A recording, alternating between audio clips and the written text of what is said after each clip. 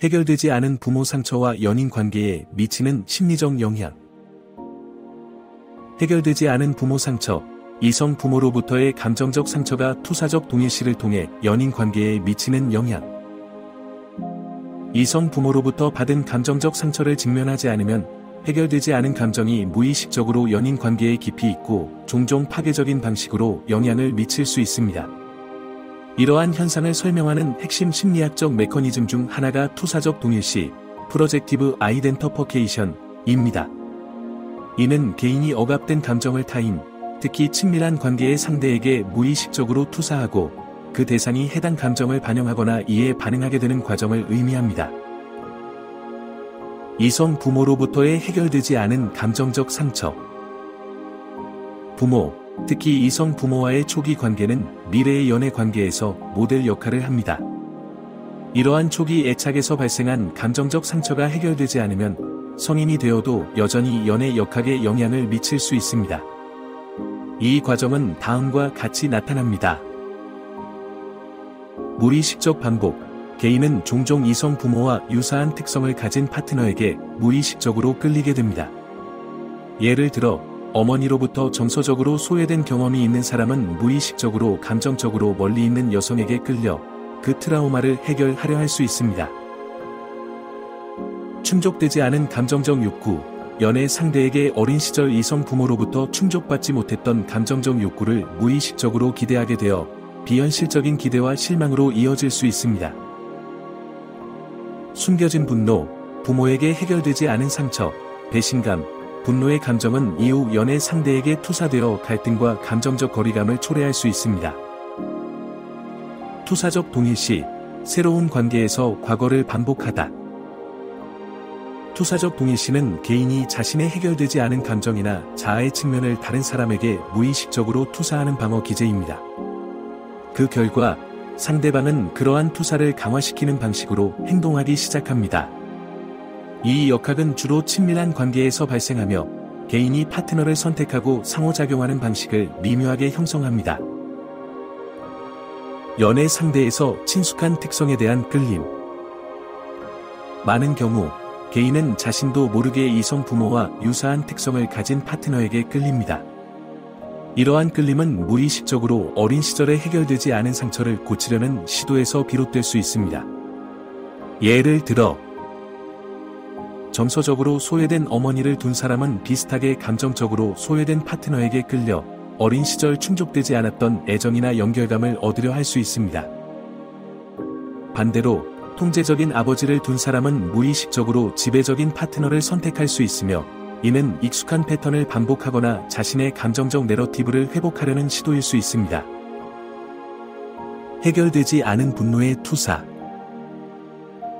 어머니에게 해결되지 않은 분노를 가진 사람은 무의식적으로 파트너에게 유사한 감정을 유발하거나 파트너의 중립적인 행동을 방치나 무시로 해석해 과거의 정서적 상처를 반복할 수 있습니다.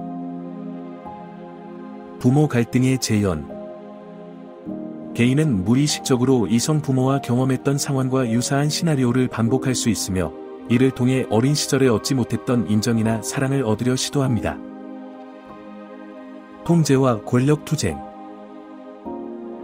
개인은 이성 부모로 인해 느꼈던 무력감에 대한 무의식적인 복수로 파트너를 지배하거나 통제하려 할 수 있습니다.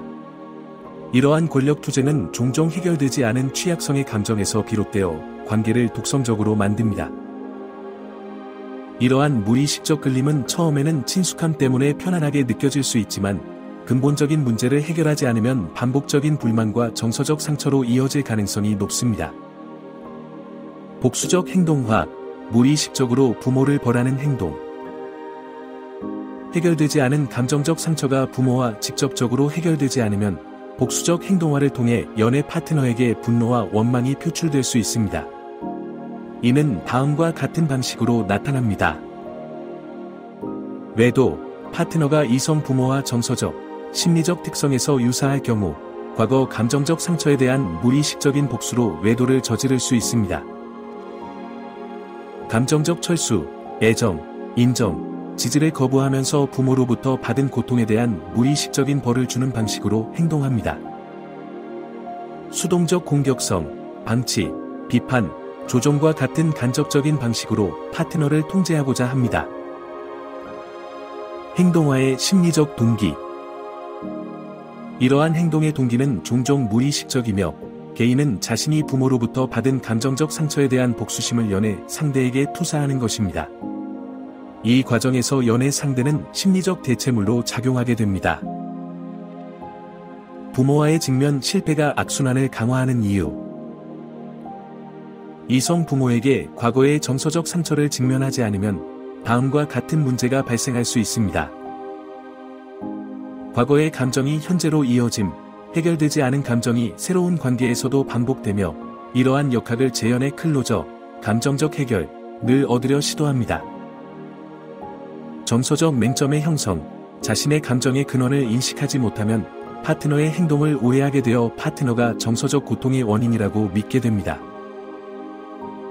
관계 파괴, 무의식적으로 관계를 망치는 행동을 반복하며 이는 어린 시절 경험했던 취약성의 불편함에서 벗어나기 위한 시도로 이어질 수 있습니다. 악순환을 끊는 법, 직면과 감정적 치유.